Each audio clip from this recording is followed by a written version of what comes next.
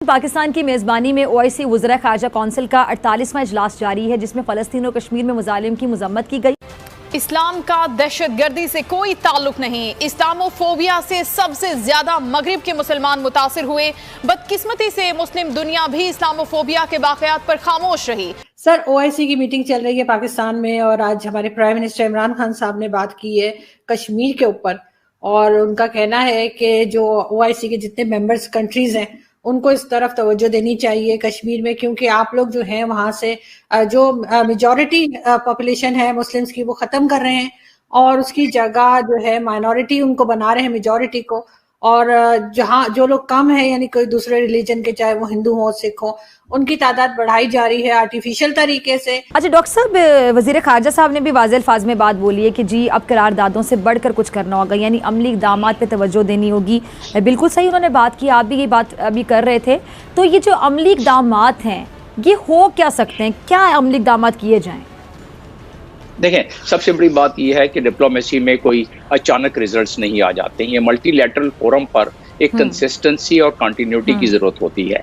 पाकिस्तान बड़ी कंसिस्टेंसी और कंटिन्यूटी के साथ जिस तरह इस्लामोफोबिया के बारे में पब्लिक डिप्लोमेसी के तहत उन्होंने काफ़ी, पाकिस्तान सबसे बड़ा और सबसे उजागर उसने इस काम को किया और प्राइम मिनिस्टर इमरान खान ने इस मामले में काफ़ी ज़्यादा पब्लिक डिप्लोमेसी के तहत अवेयरनेस क्रिएट की। लेकिन मसला उस वक्त हुआ जब इसको लीगल डिप्लोमेसी के तहत जाके जनरल असेंबली में पेश किया गया और करारदाद के जरिए इसको पास कराया गया। अब जैसे कश्मीर के बारे में आज बड़े ही दो टोक अल्फाज में बहुत सारी गुफ्तगू हुई, तो वो उसका प्रेशर यकीनन इंडिया पे पड़ेगा। वो प्रेशर इम्प्लीमेंटिंग पार्ट तो उसका नहीं है, लेकिन मॉरल प्रेशर एक पड़ेगा।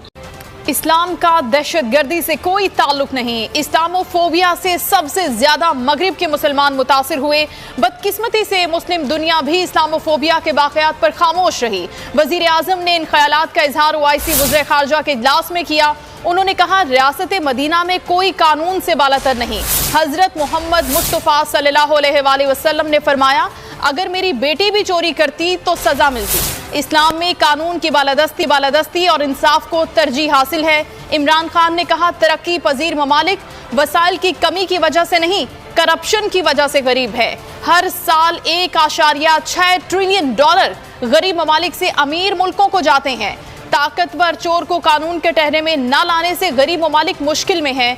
वजीर आजम ने कहा, बदकिस्मती से मुस्लिम दुनिया कश्मीर और फलस्तीन का मसला हल करने में नाकाम रही है। भारत पर मसला कश्मीर हल करने के लिए कोई दबाव नहीं। कश्मीर की खुसूसी हैसियत खत्म करके आलमी कवानीन की खिलाफ वर्जी की गई। After 9/11, this Islamophobia kept growing.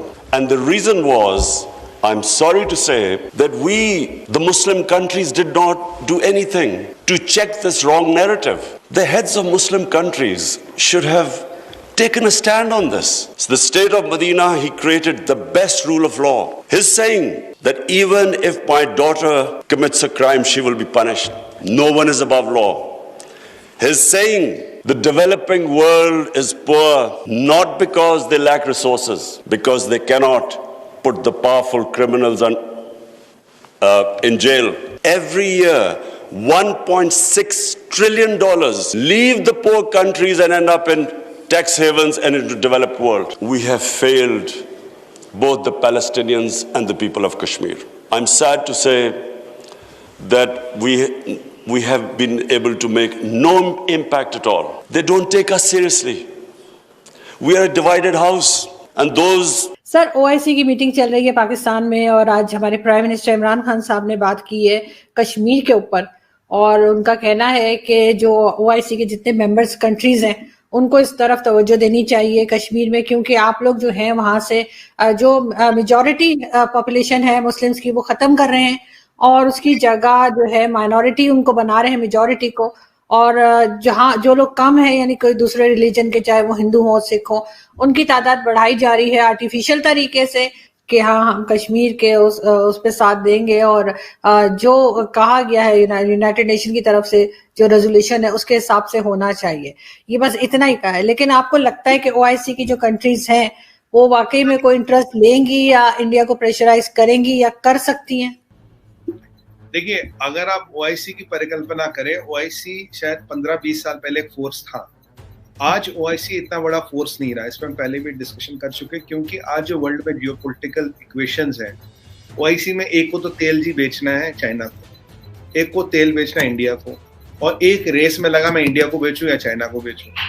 जब तक ये तेल ऑयल बेस्ड इकोनॉमी चल रही है, जब तक ये ऑयल बेस्ड समीकरण बने हुए हैं, ओआईसी अब क्या करता है? ओआईसी जब लास्ट टाइम भी पाकिस्तान है बोला हाँ जी हम इस पे क्या कहते हैं उर्दू में एक वर्ड है, हम उस पे गौर फरमाएंगे, हम उस पे गौर फरमाएंगे इंशाल्लाह। अगली बार सोचेंगे। हिंदी में कहते हैं अध्ययन, चिंतन और मनन। अगर जब ये तीन वर्ड आपको दिख जाए तो समझिए कुछ नहीं होने वाला। अध्ययन, चिंतन, मनन। उर्दू में कहते हैं हम इस पे गौर फरमाएंगे और जरूर इस पे कार्रवाई होगी। और इंशाल्लाह भी कहते हैं, इंशाल्लाह कहने का भी हमने मतलब वैसे कुछ और है, लेकिन हमारे अगर इंशाल्लाह कहते हैं इसका मतलब है कि आप भूल जाइए, अब हम कुछ नहीं करेंगे। मैं आपने खुद ही बोल दिया तो मैं थोड़ा तो वो फिर वो एक बयान देंगे, देखो इंशाल्लाह टुमारो हम फिर आपके लिए इस पे चिंतन मनन करेंगे, अध्ययन करेंगे, एक आध लाइन इधर उधर बोलेंगे। जैसे पाकिस्तान छोड़ेंगे तब तो फोन करेंगे तेल कितना खरीद रहे हो। सच्चाई तो ये सच्चाई देखिए, Dubai has changed. Dubai knows कि oil based economy doesn't have a long life. Saudi Arabia का MSP knows oil based economy की लाइफ नहीं है। ठीक है जी। अब आप अगर मैं आज बताऊं कि यूएई में जो 7 कंट्रीज है उनके 7 कंट्रियों के नाम 99% लोगों को नहीं पता। इस अमलगमेशन 7 कंट्रीज, दुबई और दुबई में तो पोर्ट है, अबू धाबी में तेल है, बाकी 5 से क्या आती है? सस्ती लेबर, यही तो आती है ना, जिसे यूनाइटेड अरब एमिरेट्स कहते हैं। अल्टीमेटली आरजू जी दुकान कहां से चलेगी, इकोनॉमी कहां से चलेगी? सच्चाई ये है कश्मीर का लफड़ा लेके किसी को क्या मिलना?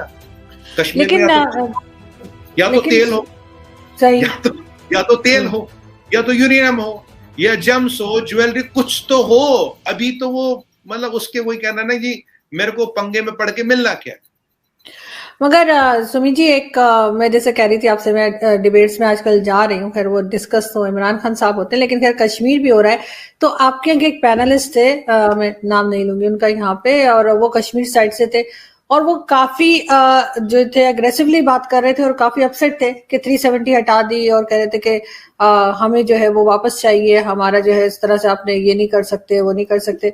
तो इसका मतलब है कि वहां पे जो कश्मीरी रहते हैं, जो ग्राउंड पे मौजूद हैं, उनमें से कई जो है वो अभी भी ये चाहते हैं कि 370 हो, और वो गवर्नमेंट के अगेंस्ट बात कर रहे थे। तो इसको आप कैसे देखते हैं? क्योंकि आफ्टर ऑल जमीन तो उनकी है ना, उनकी चॉइस होनी चाहिए कि वो क्या चाहते हैं। जैसे मैं यहाँ के कश्मीर को भी कहती हूँ कि जो हमारे पास हिस्सा है, कि कश्मीरियों से पूछना चाहिए वो क्या चाहते हैं, बजाय इसके कि गवर्नमेंट्स फैसला करें कि हमने क्या करना।